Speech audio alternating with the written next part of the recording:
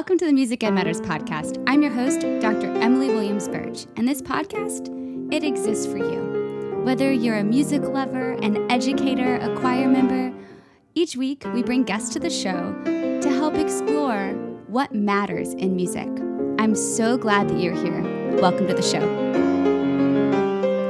Hello, and welcome to the Music Ed Matters podcast. I'm your host, Dr. Emily Williams Birch, and today we're talking to Meredith Bowen.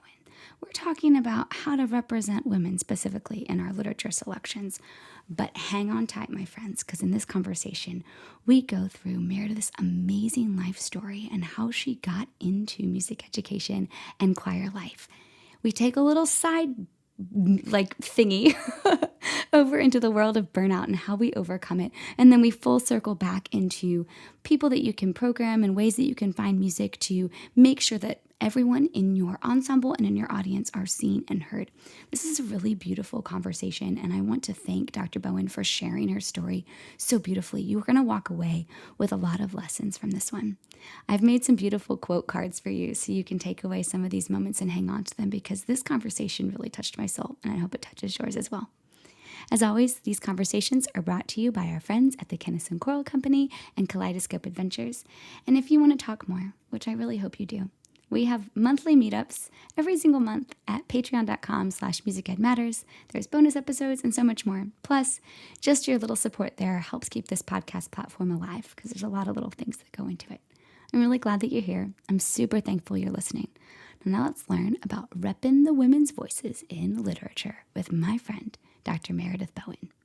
Today on the Music Ed Matters podcast, we're talking to Dr. Meredith Bowen. Hello, Meredith. Hi, Emmy. I am so excited to have this conversation with you. Where are you right now? What state are you in? I am in Virginia, in the mountains, the Blue Ridge Mountains of Virginia. They're beautiful. And what are you doing in Virginia? I am serving as the director of choral activities at Radford University, and I also teach classes in choral music education as well. Awesome. Living the life, having an awesome career. So I found you back in my doctorate when you had just published your dissertation. I think you had just graduated. Yes. And your dissertation was what inspired everything that I was working on from there on, because you did this beautiful dissertation. Tell the listeners a little tiny snippet about your dissertation. Sure. So I just did a bunch of digging into the 17th century Italian nuns and the music that they wrote for choirs. The first thing that made me interested in that was I was singing in Michigan State University's Women's Chamber Ensemble, and Christy McMullen had an edition of Cozzolani's one of her motets, and I was singing it, and I loved it so much. I loved it in my voice, and I had no idea that there were nun composers, and so I dove in. I just dove right into that, and I'm excited to make editions available for women's courses today. It is such a well-written dissertation. I read the whole thing, and then I randomly reached out to you, and we met up. I think it was in passing intentionally between sessions at one of the national ACDA conventions. Indeed. Oh, I was so excited to meet you. You were very excited. I was so excited because I felt like I had been just drifting along trying to figure out what I wanted to write about. And you so beautifully put together a document that made sense and had usable pieces at the end. And so I didn't take anything. I wasn't able to do any research into nuns or women composers, but I did a lot of research into the pedagogy of that style of music, those motets and those madrigals, and how to break them down for young developing voices, whether that's a first-year women's choir or a little bitty choir with young voices, and how can you take those madrigalisms and composition techniques and make it approachable. And what I loved was that your dissertation served as a model for, okay, I need to figure out how this works. And it would be a completely different topic, but you just write so beautifully. How did you get into writing? How did you, give us the story. How did you get into music? Okay. Well, I was born into a musical family, and it was, it was the only articulation tool in my arsenal, in my articulation arsenal, I suppose. So, yeah, I grew up in small rural town in South Central Pennsylvania, and very WASP community, very children are to be seen and not heard, hierarchical. I noticed growing up that my entire family was run by the women, but the men got all the acknowledgments. And growing up with, I have a younger brother, and I was always feeling like I couldn't quite do anything right, because he got all of the love. He was the golden child, so to speak. And I was just different from everyone. And music became the way that I could connect with people. And that's why I went into that, into music. I was in choir and band and church choirs and all the things in high school. And then my mother got cancer when I was 15, and she died 10 days before I went to college at Westchester University. And I spent those years at Westchester I blossomed as a musician. I was around people who were like me, and people who I could learn from. And, I kind of saw... I just saw myself in music since then. I think I was sitting in a choir with David Devaney, and I was about 20, and I remember thinking, I really like choir. I think I'd like to be a conductor. Yes. And so that's, I was good at it, and I liked it. The questions I started having in my undergrad, though, were those questions about where are all the women. And that's one thing that I started then. I remember I love to travel, and good food, good drinks, all those things. And I did a summer abroad in Oxford, at one of the colleges at Oxford University. And I caught the travel bug, obviously. Right. But one of the reasons why I went, or the reason why I went, was the class, and it was a history of British music or something. And I had to do a diary that I had to do a presentation or a paper about Samuel Pepys' diary. And that was just fascinating to me to dig around that. But at the same time, it was a music history class, and I loved history. And when I got back, I decided to declare my music history minor. And so I had to take a bunch of classes, and I took a women composer class, women in music class, and we had this.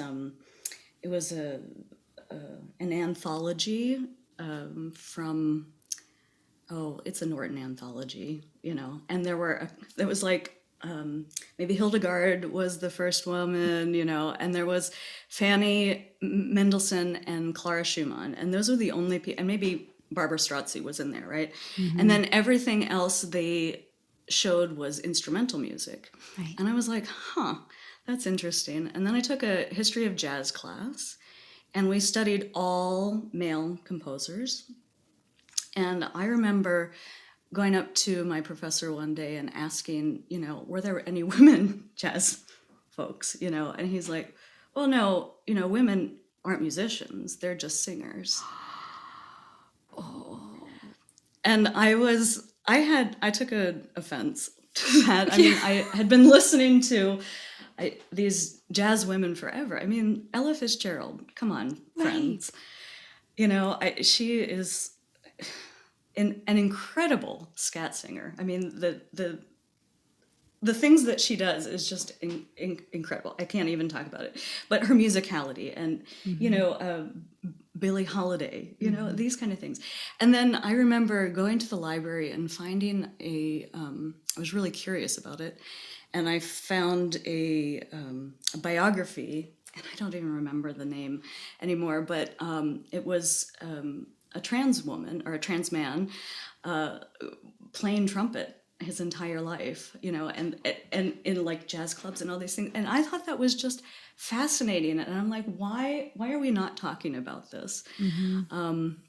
And, at the same time, I was in survival mode, not having a family, trying to figure out where my life was going. And I randomly found a relationship on AOL, of all places. Now we're dating I'm like, I know, right? I am dating myself. And I followed a relationship to Michigan, and that's how I got to Michigan. That's awesome. An AOL relationship. We're going to come back to that. Right. In Michigan, I started teaching at a charter school. It was my first job out of college, and it was, very low socioeconomic students, very diverse. 98% free and reduced lunch kind of students, with lots of challenges at home. And I realized at that time that my education was only the beginning, right? Because I wanted to connect with the students, and I couldn't do that with Bach, right? The next year, I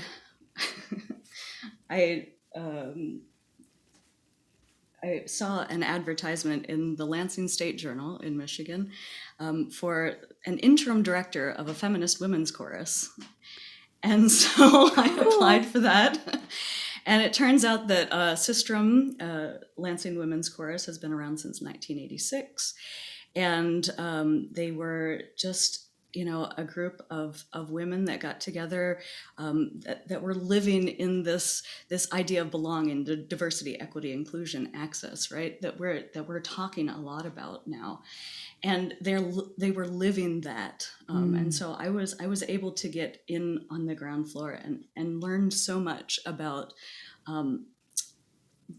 democratic values within a community chorus, we'll say. And I was with them for 15 years. They started at 12 members and ended up at, I think they're around 60 now. Wow. There's we spent lots of time building and diversifying that group. It is still trying to work on its racial diversity, but I would say that, socioeconomically and age range and ability level, those were all diverse things that I'm happy to have helped with. We also was a place that we could commission women composers, right? Because Sistrum's whole purpose was to sing music about, for, and by women, right? And so we started commissioning. We were part of the National Women's Commissioning Consortium. We commissioned Andrea Ramsey for that piece, Anyone Can Sing, was one of ours. We commissioned Jenny Brandon to write a piece called Dancing Naked at the Edge of Dawn. It's a really fun piece. So that's been kind of my, they were singing lots of music that were like folk music pieces, written by mainly lesbians in the women's community. And my goal was to find different kinds of music to add diversity to that. And so, that's when I started really digging into things. What else? Let's see. Before I have a couple questions. Yeah. This is awesome. Did you keep your charter school job when you took this job in Lansing, or did it become your full-time job? Yeah, so the charter school job, it lasted for 4 years. At the end of that 4 years, the school was found, the principal was found embezzling money, and so they shut it down. Oh, no. So, yeah, so remember, Michigan is like the wild, wild west of education in the days when they were trying to deregulate And so I got caught up in one of those charter schools that was based in Arizona with no oversight. Whoa. Yeah. That's a great. Okay, well, that wasn't what I was expecting. Okay, so I have another question, but not directly related to the craziness Sure. of the embezzled charter That's school. fine. What an interesting experience. So you talked about with System that you were able to really define some democratic values in a community chorus. Can you talk to us a little more about that? What is a democratic value in a community chorus? So things are often done, well, everything is done by committee, right? Mm-hmm. So there are multiple committees. They're like hubs on wheels, you know. Mm-hmm. They all work together. Things have to be done by consensus. It was really interesting to me to bring my ideas of, you know, I have observed choir directors and being the autocrat leader, and I had to kind of learn how to be a more democratic leader. Oh, okay. So autocratic versus democratic, and you learned I think kind of the so. politics of a community choir is another way of Yes, saying exactly. I guess so. Yeah. that. So that set you up perfectly for academia. I mean, you know, Well, all about the politics. Okay, so you did say that you were able to build a lot of diversity into this community group while you were there. What were some of the things that you did to do that? yeah, so we there were things like access. So there's a lot of folks who wanted to sing, be part of the community, but they couldn't read music, right? So we made part recordings for them, of course. There are things like we had a blind singer making, you know, braille sheet music. I mean, it seems like no-brainers, but I think a lot of times we forget these things. We also had ASL signers at the concert, right? So we had a group of deaf folks in the community who, you know, we brought community to, and though they couldn't hear the music, they could certainly understand the message. I love this. These are good ideas. Just resources for accessibility while you were, like you said, started when you were 20, while you got interested in where the women's voice is. You got interested in this community ensemble with where are the underrepresented voices and how can we find a place for them. Absolutely. It's all making sense now with your research interests. I'm starting to see. Okay, so you're working in Lansing. You have this choir. How do you get from, you had your undergrad. When did you get your master's? Yeah, so remember that charter school closed. Right. And then I randomly had this thyroid issue. I have, you know, a little surgery there. And so it's like it coincided with that. So my job ended there. I spent 6 months kind of in a depression, in like awfulness. I was in a relationship that was really not very good for me. And was this the one that brought you to Michigan, or was that one already gone? Yes. Yes. Oh, so AOL was still there. Yeah, AOL. Yes. Did AOL. Did the AOL relationship at least outlast AOL Instant Messenger?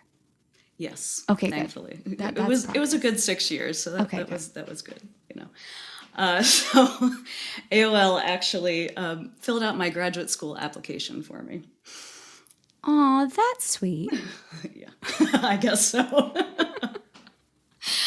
So yeah, and I was, you know, I did not have great video. I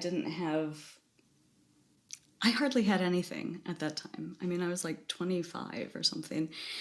And I had this community chorus and, you know, a school job that I was like, what is happening in my life right now?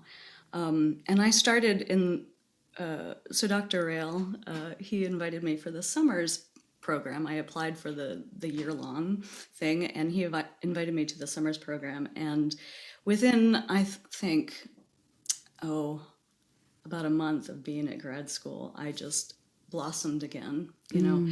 So it's there's been this pattern in my life where music and music has saved me, I think. from from other sad parts of life, I suppose. So I really I blossomed there. I had the opportunity to be, a graduate student with Sandra Snow and be her grad assistant in Women's Chamber Ensemble. I was in the first Women's Chamber Ensemble.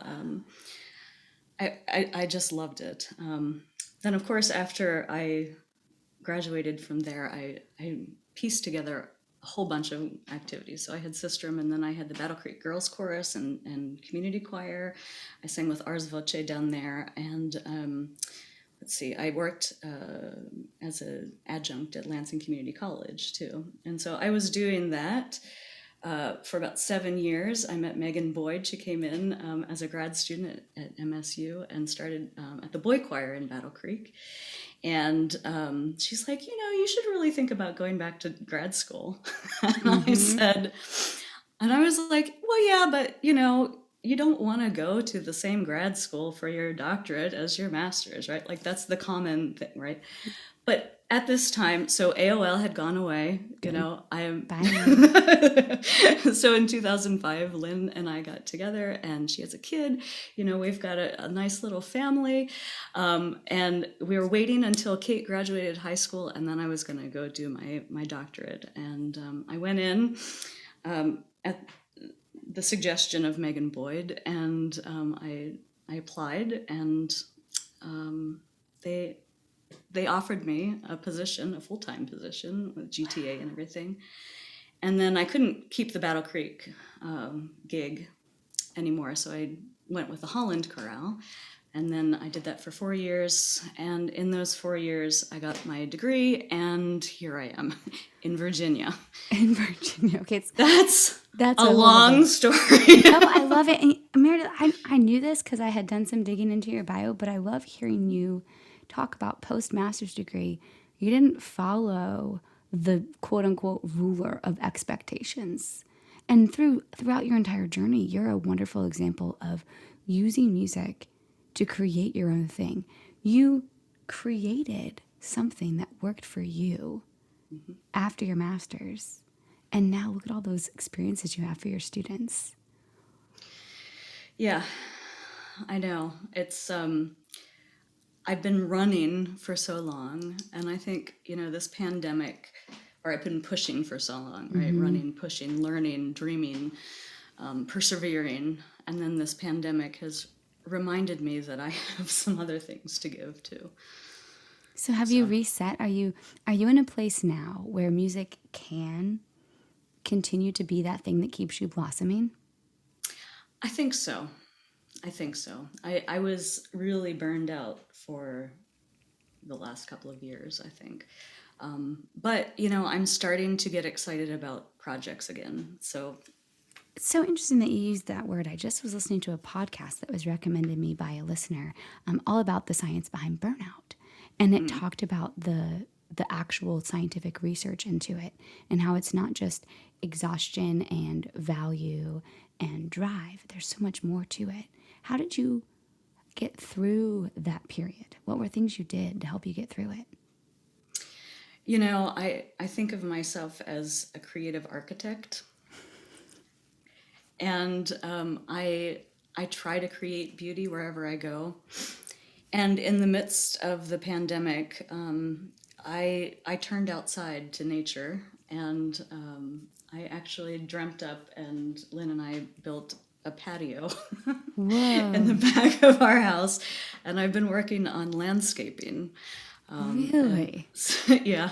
Like I love, it's so much of what I do, right? So I have like, there's a picture that happens, or there's something that sparks my interest, and then I go down the rabbit hole and I learn everything that I can about it. I gather the materials, and then I put it into production, right? So that's what I do. And so when I don't have music to do that, it still comes out, right? That creative energy comes out in different ways. And so that's what it is. Landscaping. I know, right? So cool. And I would say that once I realized that I was a creative architect, it has helped me focus my energies on my job and creating scaffolding for students to find their voice. Oh, I love that. That's a beautiful definition of what we do. Creating scaffolding so students can find their voice. I need to write that down. Do you think your experience of overcoming burnout is helping you with your students and their burnout? What are you seeing post-pandemic as you've gone through this and gotten to the other side? I have seen a lot of mental health issues with our students, and I struggle with the same thing. So, it's been a lot of me having to have an internal monologue with myself that extends grace, so then I can extend grace to the students. That's so hard. What do you do to do that? I mean, having grace is tough. Yeah, it is. It's putting it in front of you every day, giving yourselves a mantra, right? I have, I've been struggling with working through some historical stuff, emotions, that kind of thing.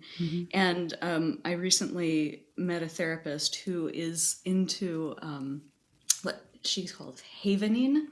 So there's this technique out, Havenine, and it's about when your body has a stress response. It's the amygdala that connects to all the different parts of the brain, right? And that's connected to the brainstem.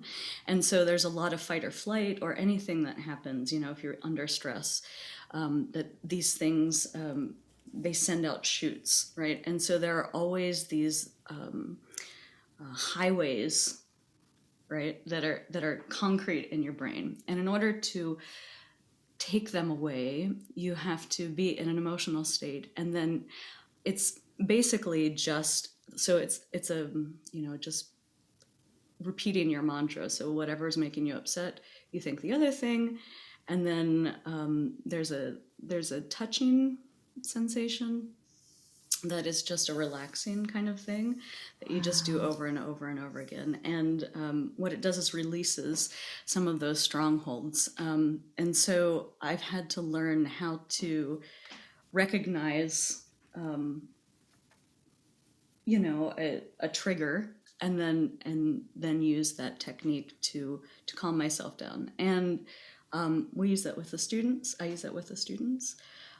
We do lots of centering work the first half hour of the rehearsal usually. I try to work on the whole spirit with the students, spirit and body, right? So we do yogas and havening, and sometimes we do meditation, just depending on what the students are wanting. So we're just trying to make it through, and at the same time trying to raise the level of musicianship. It's hard. Are you seeing that those moments are paying off in the musical rehearsal as well? Absolutely. How so? Absolutely. The students are more in their brain here, rather than in the gut or in the body. If you can calm some of that down, then you can get into a thinking space, and I think that has helped. That's so awesome. I'm going to use the Havenine. You're going to have to watch the YouTube, listeners. If you're listening, you're going to pause, go jump to the YouTube link and watch, because Meredith gives us all the touch factors, and you can watch that on there. I think that one thing that it has done is that I feel like the students are vulnerable more with it, maybe because I'm modeling it, that vulnerability, and talking about my own challenges. That's so important, though. We're all going through it. We all have our different challenges, and it's easy to hide behind it's more than Instagram reality, but it's easy to hide behind an image or a piece of paper, something written. It's easy to hide behind a computer monitor. And I think what you're saying is practicing the vulnerability, getting out in front of things, working on yourself so you can then scaffold in order to help your students find their voice. There you go. So good. Okay, this is wonderful and deep and beautiful, and I have so many ideas. Can we loop back to you get through to this job in Radford, at Radford University?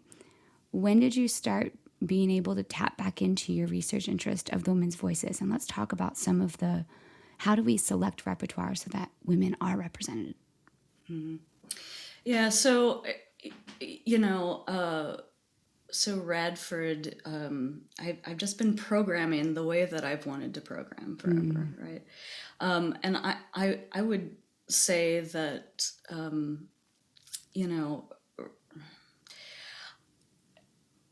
I've been sending out a number of pieces, right, since I got to Radford, to Boozy and Hawks, and they've been published, and that's been great. But those were mainly for my dissertation. So now I'm starting to look out and see what else is available. And so right now I found a duet by Fanny Hensel. That was her manuscript, and I just transcribed it. And the Radford singers are singing it right now. They're learning it right now, and hopefully a couple things I can work out some of the kinks and hopefully get that published. So, yeah. So we've been on a journey. This group. It's not an easy piece, Mendelssohn is a little different than Hensel, right? Even though they came from the same place. I think Fanny was a lot more adventurous with her harmonies than Felix was, right? And so there's this great little piece that she wrote after she and her husband went to Italy. They went to Venice on a little trip, as folks did back then. And they were gone for a year, and she came back, and she was like in a funk when she was writing in around 1839, I think, and then in 1840 she wrote this piece when she came back from Venice, and you can almost hear the water. I mean, the way that the piano is written, and it's just this gorgeous little duet for two sopranos, or soprano and a mezzo. So. We'll see. It's a challenge, though. Oh, I'm so excited to hear it. You'll have to keep us posted. Thanks, I will. And then I've been working also on a piece by Marianne van Martinez. She was a contemporary of Mozart and actually studied with him, lived in Metastasio's house, who was the playwright, composer. I think he was a composer, but he was a playwright for a lot of Mozart operas, and they lived in the same house, and she got lessons from Mozart and Metastasio. So I'm looking at Miserere right now. It's 293 bars, Ooh. SATB and organ, so I have to kind of dig through that. But I love that because when I was growing up, I didn't realize that women could be composers. Until I was about 20. Wow. And I never saw, my mother she was a church musician, and she was a, adjunct at a women's college nearby. So I saw that. I saw some of her friends being up in front of choirs, but I had never seen a real choir with a female conductor, right? Mm-hmm. And so that is important to me as well. So when we think about representation, for me, it's not just about women composers that we program, right? But it's the people that we expose the students to as well, mm-hmm. right? And it's not just about women and men, but all of the colors of the rainbow and all of the genders that we have in our society. So so that being said, Radford is a teaching place, so I don't have a ton of things that I have out in my research yet, but I've been working little by little. Another thing that I've been doing while here is I'm working as artistic administrator for Mirabai, and that's a women's course that Sandra Snow started. And we just finished a commission consortium. We commissioned Andrea Clearfield on a three movement work, and we have a new series through Music Spoke called the Seen and Heard series. Oh, cool. So a number of our members have work like I do, and so we're publishing it there. So you can find that on Music Spoke too. I will put that link in the episode notes, because I think what you're saying is not just looking for other repertoire, but intentionally finding things so everyone in your choir, everyone in your audience can be seen and heard. Yep. And that might mean doing the work to finding the manuscripts, or reaching out to folks like you who are doing the work. Right, exactly. So cool. Oh my goodness. All right, Meredith, I feel like there's a million more things to talk about. You've shared deeply about your story. You've given us tips for overcoming burnout. You've talked about how to empower our students and find great repertoire and to ask the questions. To think about, I'd love to meet 20-year-old Meredith walking up to the choir director being like, where are all the women's voices, please? Thank you. I would love that. I think that's going to be my big takeaway. Create whatever space you need to create, asking the questions that you feel called to ask. What's the one thing you want the listener to walk away from this episode with? The choral world is more than white male. And there are a number of us out there who have all the love to give. And we just hope that students feel that they belong. Yes. Oh, isn't that the dream and the wish and the hope every day? Yeah. I know your students feel like they belong in your space, I can tell. I'm so thankful that you got to kick off spring break with me. This was the best way to kick off spring break. Thank you so much for your time and for coming on the podcast. Oh, you're so welcome. Thanks for having me. All right, creative architects. What did you learn from this one? Did you enjoy all that we learned from Meredith's story and her experiences and her willingness to share? I really loved that visual of learning to focus our energy for creative scaffolding so that students can find their voice. And that starts by us learning how to internalize grace so that we can then extend that grace to our students. It's been super fun having these Women History Month episodes. We've talked to some super powerful women, including Dr. Bowen. So I appreciate you hanging on. Let me know what you think. You can contact me, emilybirch.org/contact. Follow the podcast on Instagram, Music Ed Matters Podcast. You can follow me, Dr. Emmy B. But none of that really matters at this very moment, because you know what time it is? It's time for me to tell you that you, my friend, you matter. We all know that music matters, especially making sure that all voices are seen and heard, especially women's voices in our literature. And I'll see you next time on the Music Ed Matters Podcast.